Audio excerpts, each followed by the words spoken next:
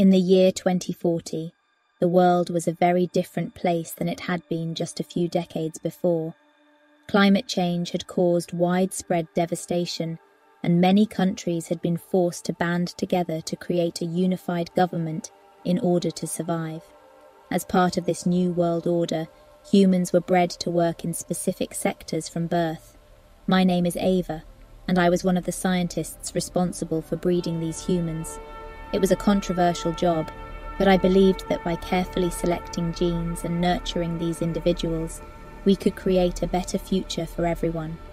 I had grown up in a world where people had a choice in what they wanted to do with their lives, but now, in this new world, it was predetermined from the moment you were born. Some people were bred to be doctors, some to be engineers, and others to be farmers. It was a carefully planned system, designed to ensure that every sector was staffed with the most capable individuals. But not everyone was happy with this new way of life. There were those who believed that it was wrong to breed humans for specific purposes, that it went against everything that made us human. I didn't agree with them, but I understood their concerns. One day, while I was working in the lab, I received a message from an old friend named Emma. She was one of the activists who had fought against this system from the very beginning. Emma had always been passionate about individual freedom and choice, and she wanted my help in an underground movement to fight against the breeding program. I was torn between my loyalty to the government and my friendship with Emma. But as I looked around the lab, watching the children being bred for specific jobs, I couldn't help but wonder if there was a better way. Maybe Emma was right. Maybe people should be allowed to choose their own paths in life. I knew that I couldn't just stand by and watch as others made decisions for them. It was time for me to take action, to fight for what I believed in. I couldn't shake off the feeling that what we were doing was wrong. Emma's message had left me feeling uneasy, and I knew I had to talk to her. We met in secret at a little coffee shop on the outskirts of the city. "Hey, Ava, thanks for meeting me," Emma said as she hugged me. "Of course, Emma, what's going on?" I asked, taking a sip of my coffee. "I need your help," she said, looking at me with a serious expression. "With what?" I asked, feeling a little nervous. "I want you to help me sabotage the breeding program," she said, her voice low. "What? Emma, I can't do that. It's my job. It's what I believe in," I said, shaking my head.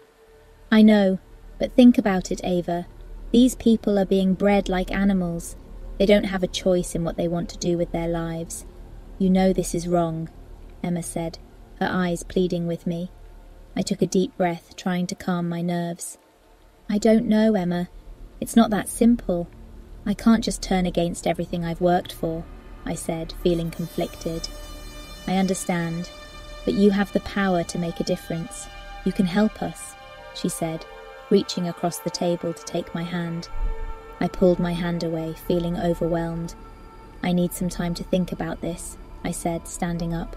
"I'll be in touch." As I walked away from the coffee shop, I couldn't stop thinking about what Emma had said. Was she right? Was what we were doing really wrong? I didn't know what to do, but I knew that I needed to make a decision soon. The longer I waited, the harder it would be to make a choice. I spent the next few days trying to come up with a plan to sabotage the breeding program without getting caught. But the more I thought about it, the more I realized that Emma was right. This system was wrong, and it needed to be stopped. I decided to meet with Emma again, hoping to convince her to find a more peaceful solution. But when I arrived at the coffee shop, she wasn't there. Instead, I was grabbed from behind, and a hand was placed over my mouth. I tried to scream, but it was no use. I was kidnapped. I woke up in a dark room, my hands tied behind my back. I could hear voices whispering in the distance. My heart was pounding as I tried to make sense of what was happening. "Welcome to the Resistance, Ava," a voice said, stepping out of the shadows. It was Emma, but she was different now. Her eyes were filled with fire and her voice was filled with passion. "What's going on? Why am I here?" I asked, confused. "We need your help, Ava. "We need someone on the inside to help us bring down the breeding program," Emma said, her voice urgent. "I can't do that, Emma. It's not that simple," I said, feeling trapped. "You have to. You're one of the scientists responsible for this madness. You have to help us," she said, her voice rising. I tried to reason with her, to explain that it was more complicated than that, but she wouldn't listen. She was convinced that the only way to stop the breeding program was to destroy it from the inside. Over the next few days, I was taken to a hidden rebel camp on the outskirts of the city. It was a makeshift community, filled with people who had been bred for different jobs but had escaped the system.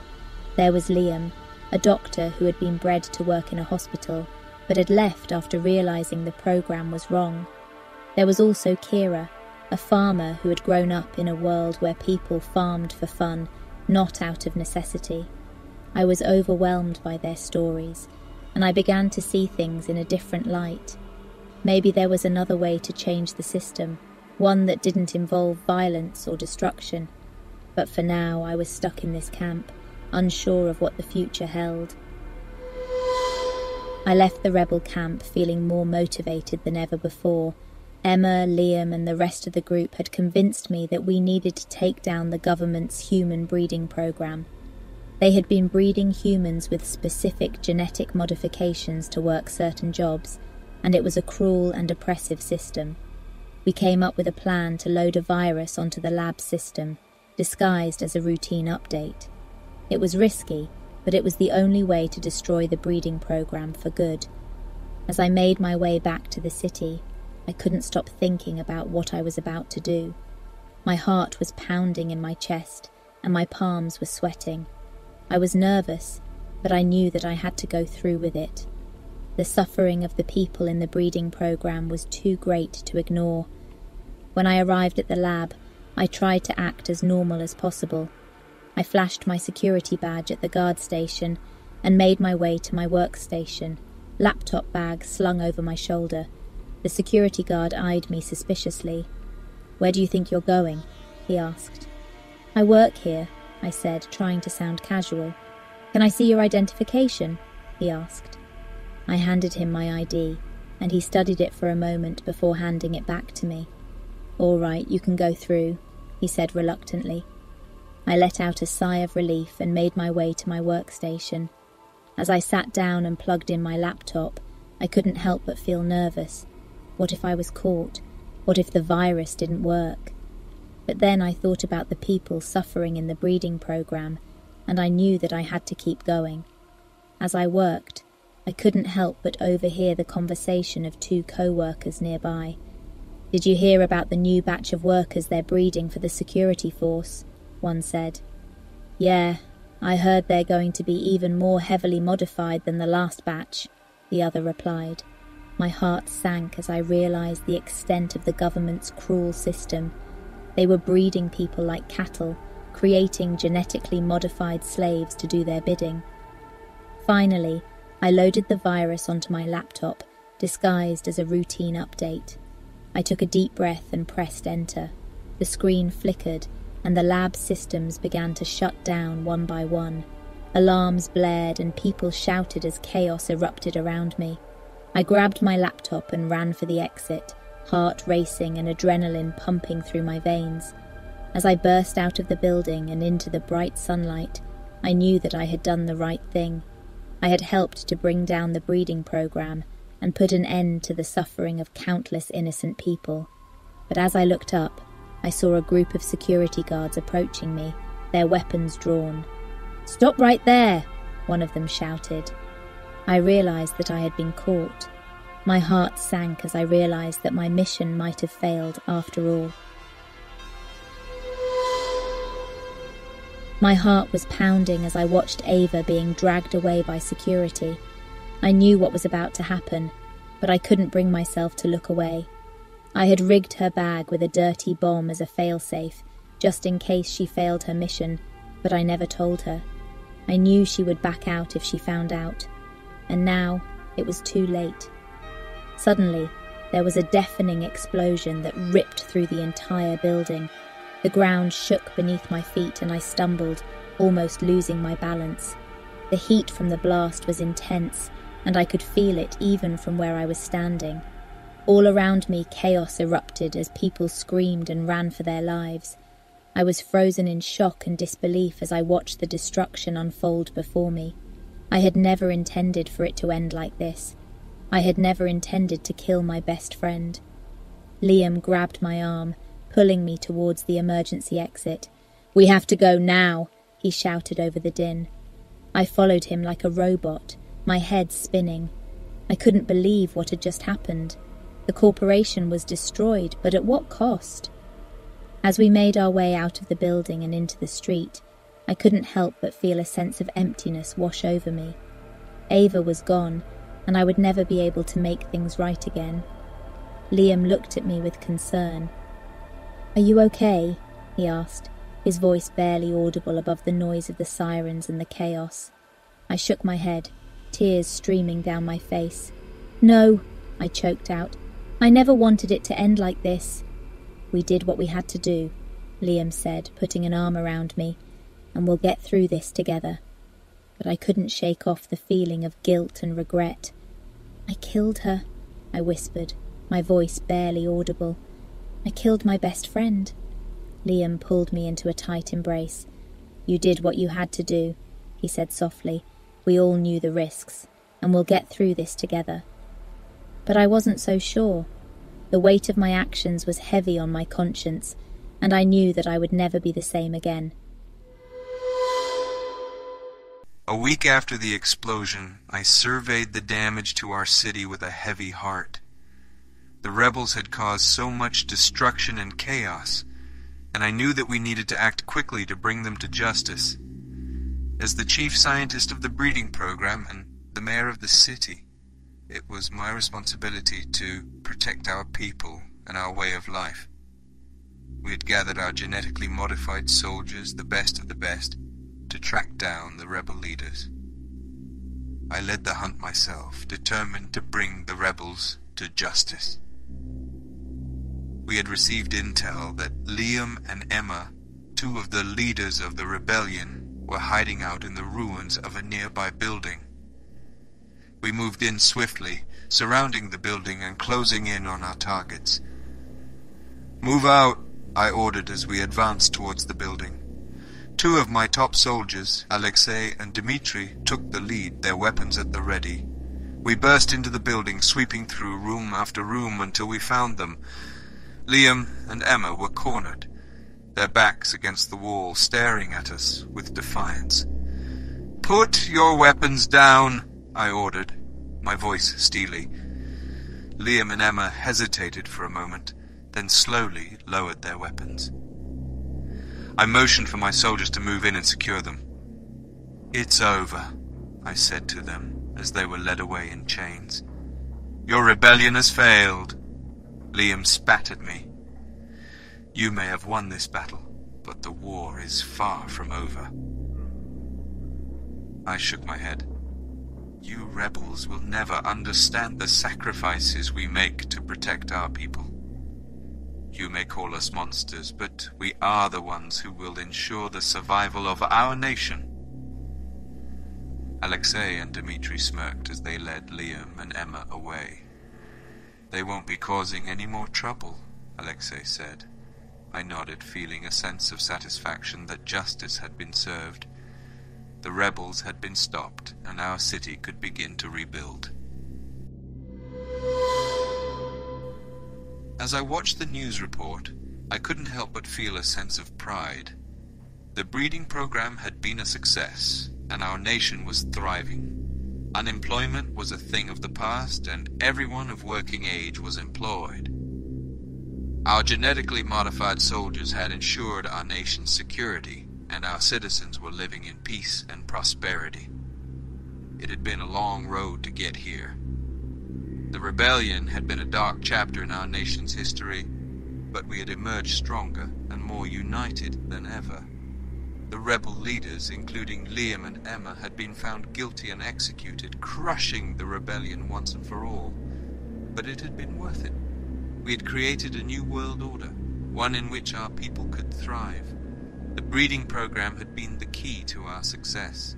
Through genetic modification, we had created soldiers who were faster, stronger, and smarter than any human could ever be. And we had applied that same technology to our workforce, creating a workforce that was efficient and effective. I turned to my colleague, Dr. Ivanova, who had been instrumental in the success of the breeding program. "It's been a long road," I said, "but we've finally achieved our goal." "Indeed," she replied with a smile. "I always knew we would succeed. Our soldiers and our workforce are the envy of the world." I nodded in agreement. We've created a new world order, one in which our people can thrive. And we've done it with the help of science and technology. Dr. Ivanova smiled. "Yes, and we'll continue to push the boundaries of science and technology to ensure our nation's success. The future is bright for us." I couldn't agree more. Our nation had come a long way, and we had achieved so much. But I knew that there was still work to be done. We would continue to innovate and push the boundaries of science and technology, ensuring that our nation remained at the forefront of progress and prosperity.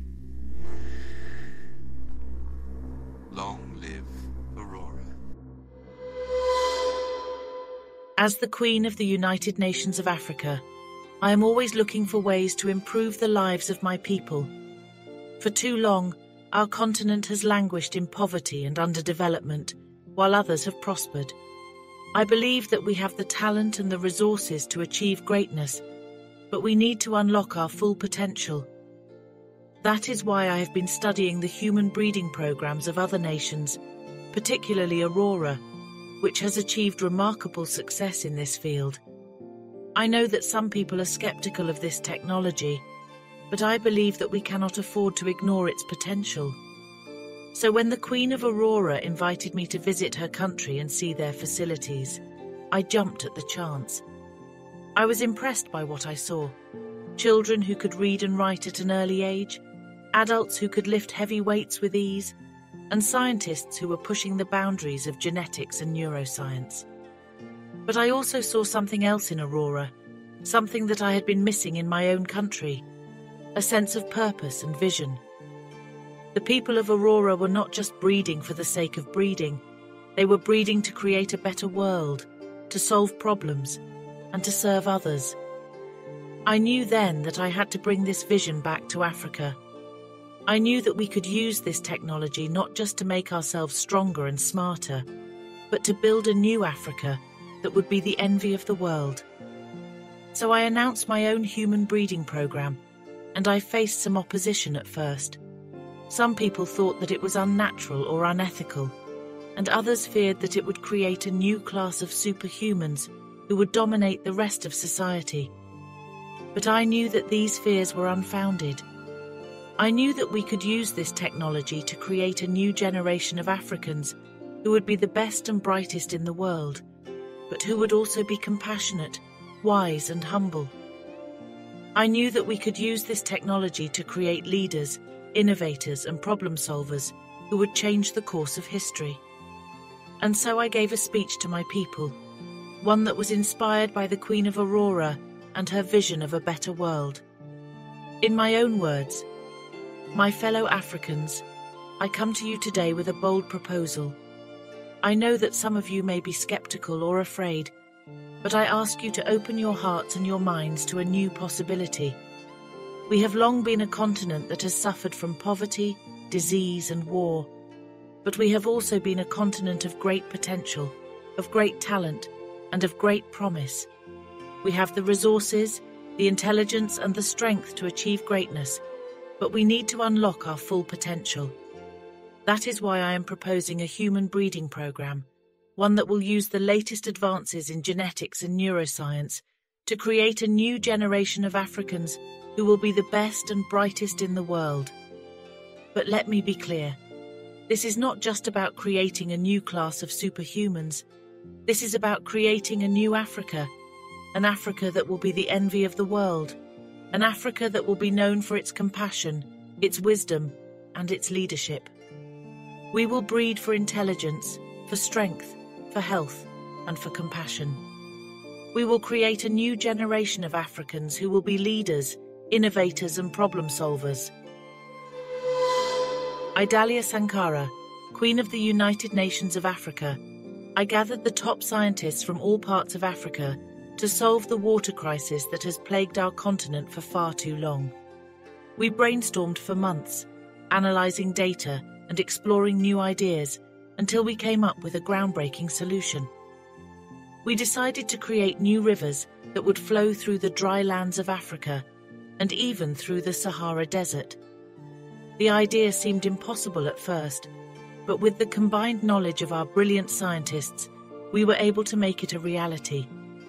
We created a team of experts to oversee the project, including Dr. Amina from Nigeria, Dr. Juma from Kenya, and Dr. Hassan from Egypt. Each of them brought their own unique skills and expertise to the table, and together we were able to create a plan that would change the face of Africa forever. As we began the process of creating new rivers, we faced many challenges, including extreme weather conditions and difficult terrain. But we persevered, and after years of hard work, we finally succeeded. The new rivers brought life to once barren lands, and as the ecosystems began to thrive, we were amazed at the transformation we had created. The world looked on in wonder, and we were hailed as heroes for our groundbreaking achievement. As the years went by, our success inspired others to work towards a better future for all. And by the year 2123, conflicts around the world had ended, and the world was a more peaceful and prosperous place. Looking back on our journey, I am proud of what we accomplished. We proved that anything is possible when we work together towards a common goal. And as I gaze out at the thriving new landscapes that we created, I know that we have left a lasting legacy for generations to come. Long live the United Nations of Africa.